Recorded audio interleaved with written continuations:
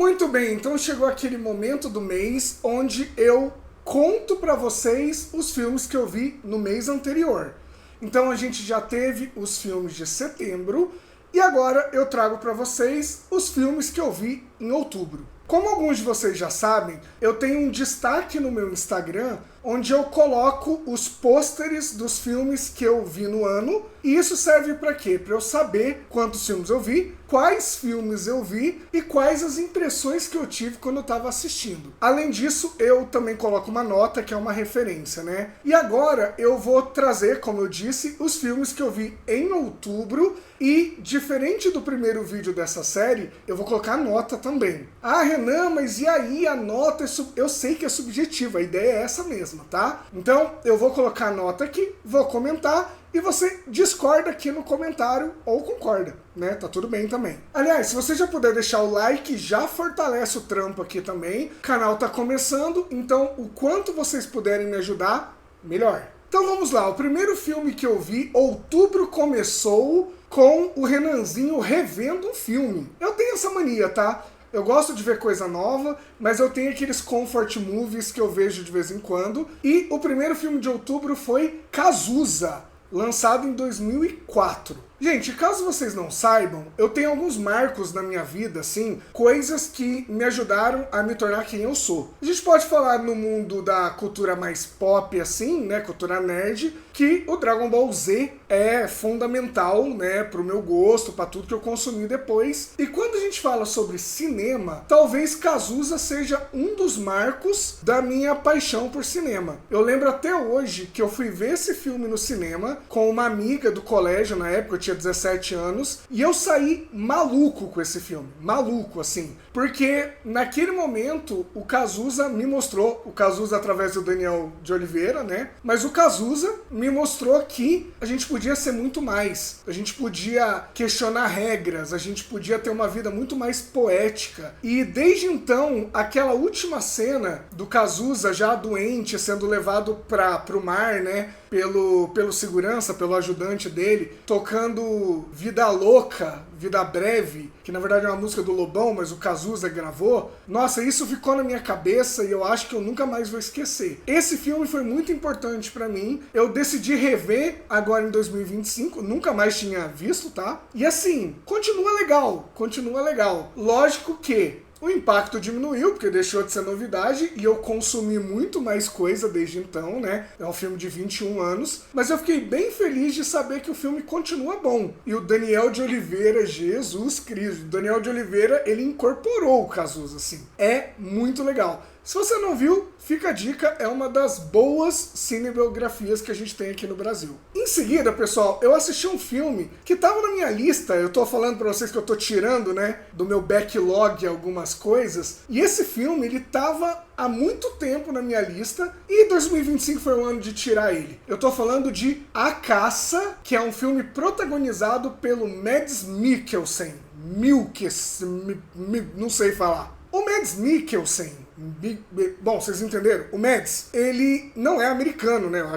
Imagino que todo mundo saiba, até pelo nome, né? Mas ele agora tá muito famoso, ele fez a série do Hannibal, ele fez filme da Marvel, beleza, né? Só que ele tem uma carreira anterior muito legal também, que eu já ouvi vários elogios. Então, eu resolvi ver esse A Caça, que é dessa carreira anterior dele, assim. Se eu não me engano, ele é norueguês, dinamarquês, ele é alguma coisa ex. E é legal porque cai naquela coisa que eu falei do filme japonês no vídeo anterior, do Godzilla Minus One, porque como eu não identifico o idioma, eu tenho que assistir o filme vidrado, prestando muita atenção. E isso muda a minha relação com o filme, né? Quem nunca viu esse filme, gente, fica a dica, fica a recomendação, é um filmaço, só que assim, é drama, tá? Pesado, é drama, então assistam num dia muito legal, muito bom, que vocês estão de muito bom humor, mas assim, um dos melhores filmes que eu vi nos últimos tempos. Lembrando, gente, que não é porque o filme aparece aqui na lista de filmes do mês que ele não pode ganhar um vídeo só dele. Na verdade, os filmes que se destacam eu vou gravar né, para analisar melhor, né, para analisar mais profundamente, mas fica aí os apontamentos como registro. O terceiro filme de outubro, gente, foi o Extermínio, a Evolução, que é um filme que eu tava muito curioso, porque muita gente falou bem, muita gente falou mal pra cacete, e aí eu não sabia o que eu ia encontrar. Eu gosto muito do primeiro Extermínio, lá de 2002, né, que também foi dirigido pelo Danny Boyle, que é o diretor desse ano também, que é o filme, se eu não me engano, deve ter sido o filme que lançou o Cillian Murphy, o Peaky Blinder, o frio e calculista, né? E o primeiro Extermínio, ele ajudou, junto com Madrugada dos Mortos, a trazer, e junto com The Walking Dead, né, a trazer os zumbis de volta. Então eu gosto muito do filme original. O filme desse ano, cara, eu não sei, sabia? A ideia de colocar um pai e um filho, né, nesse mundo que já tá estabelecido, que a gente tem os zumbis, então a criança, ela é criada ali e ela já sabe que tá tudo uma bosta, então tem até um rito de passagem, e o rito de passagem envolve colocar essa criança em contato com esse perigo e tal. Essa ideia é legal. Essa ideia é legal, assim. Mas não sei, faltou alguma coisa. O Extermínio original, e o segundo também, meu segundo eu preciso rever, ele fica mais comigo, assim. Até hoje eu lembro do Extermínio original. E esse filme de 2025, ele é legal, mas falta molho, saca? Eu acho que a assinatura do Danny Boyle, aquela coisa quase videoclipe, de corte, de música, aquela coisa meio frenética, continua aqui, ele tem uma assinatura muito marcante. Acho que talvez isso também ajude o filme a ficar numa média um pouco maior, mas eu tenho a impressão que em relação aos anteriores ele vai ser esquecido. O quarto filme da lista, gente, é uma loucura, uma maluquice da minha cabeça. Vou abrir um parênteses aqui. Vocês ainda não sabem, inclusive eu quero que vocês saibam em algum momento, mas eu sou apaixonado por videogame. Não sei se dá pra ver, tem algumas coisas aqui do lado. Depois eu dou um zoom melhor pra vocês verem, né? Eu sou apaixonado por videogame e eu sou apaixonado pelo Final Fantasy VII. Tudo que envolve o mundo do Final Fantasy VII. E esse ano eu resolvi assistir, já que eu joguei o Final Fantasy VII Remake e o Rebirth, eu resolvi assistir o Final Fantasy VII Advent Children, que é, até onde eu sei, a última história dentro desse universo do Final Fantasy VII. Algumas pessoas me alertaram que talvez eu pegaria spoilers, porque ainda não saiu a terceira parte do remake, né? Mas, gente, não, tá? Assim, eles mencionam a derrota do Sephiroth, Sephiroth, que nem a gente falava quando era criança, né? Eles mencionam o meteoro, mas a porra da logo do negócio é um meteoro já, então também não é spoiler. E o resto é novidade, tá? E é muito legal, gente, porque a gente consegue ver os personagens que a gente viu primeiro poligonal lá atrás, depois agora, cara, com uma definição foda nos remakes, e esses personagens sendo imaginados no futuro. A Aerith, a Tifa é lindíssima, assim, lindíssima, sabe? O Cloud, que a gente adora, apesar dele ser todo esquisito, todo troncho, mas ele é um personagem muito marcante, muito carismático mesmo assim. Legal, cara, legal, assim, mas esse aí eu admito aqui que eu sou suspeito, porque eu gosto muito do mundo. Então sabe quando você já vai querendo gostar? É que nem quando você vai assistir stand-up que você já vai querendo rir. Eu coloquei esse filme já querendo gostar. O quarto filme da lista é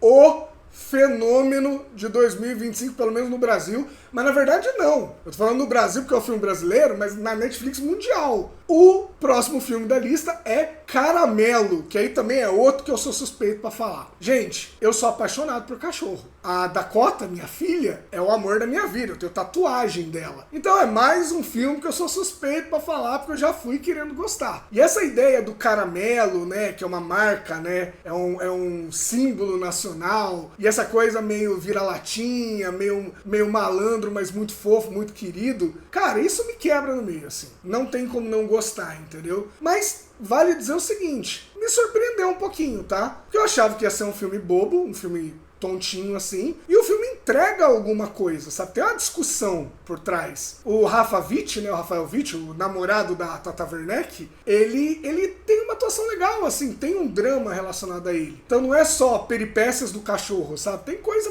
por trás, assim, tem um subtexto. Então eu achei legal. Você que tem medo de ver filme de cachorro, não acontece nada com o cachorro, pode ver tranquilo. Mas assim, 5 minutos de filme eu tava entregue já. Em sexto lugar da lista, tem mais um filme do meu backlog. Resolvi assistir Los Angeles, Cidade Proibida, que é um filme que, muito tempo que eu queria ver. Porque assim, todo mundo desse filme é foda, assim. É o Russell Crowe, não, Kurt Russell. Ih, caramba, agora me deu um branco. Enfim, vai estar aí na edição. O queridíssimo, o maravilhoso como ator, como ser humano não, Kevin Spacey, que não tem um trabalho que ele tá ruim, o que ele tem de filho da puta, ele tem de bom ator, né? Tem o Guy Pearce, tem uma galera, assim, tá uma galera. E aí, assim, filme no ar, né, gente? Que saudade que eu tenho do que eu não vivi. Porque esse filme é de 92, eu acho, 90 e pouco, eu nem lembro da época direito, né? Mas ele remete a uma estética no ar, que aí é década de 40, 50, essas coisas assim. Filme de detetive, basicamente. Mas,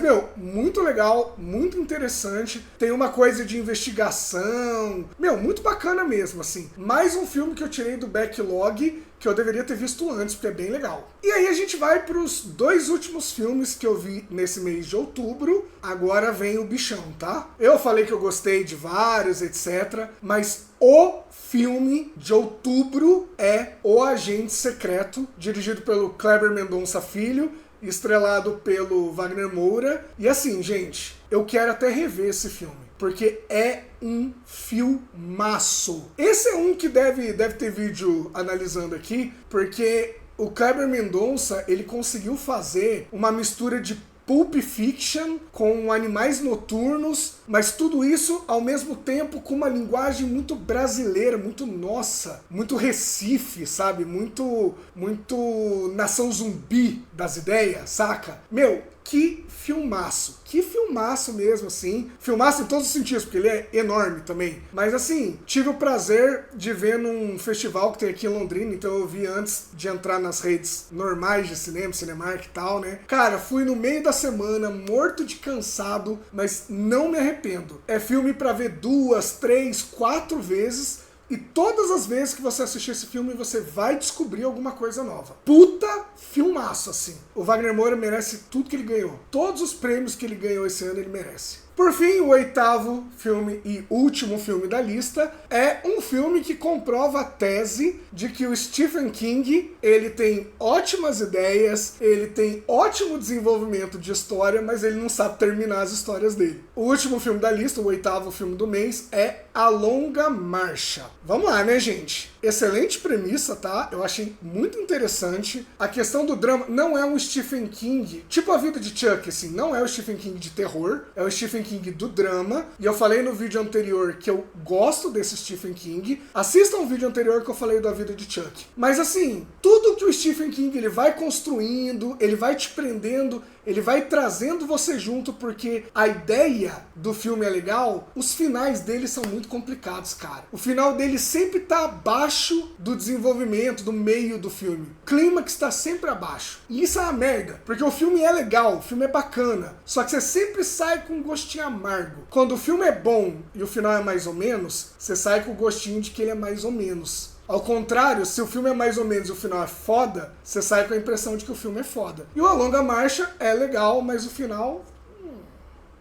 Então é isso, gente. Tá aqui a minha lista de filmes vistos em outubro. Quais desses você já viu? Quais lançamentos você assistiu? Você concorda com as notas? Você concorda com a minha opinião? Comentários, por favor, para engrandecer o debate. Não se esquece de se inscrever no canal também, para não perder os próximos vídeos. A gente se vê, então, na próxima aparição aqui, na próxima análise de filme ou de qualquer outra coisa. Um abraço para vocês.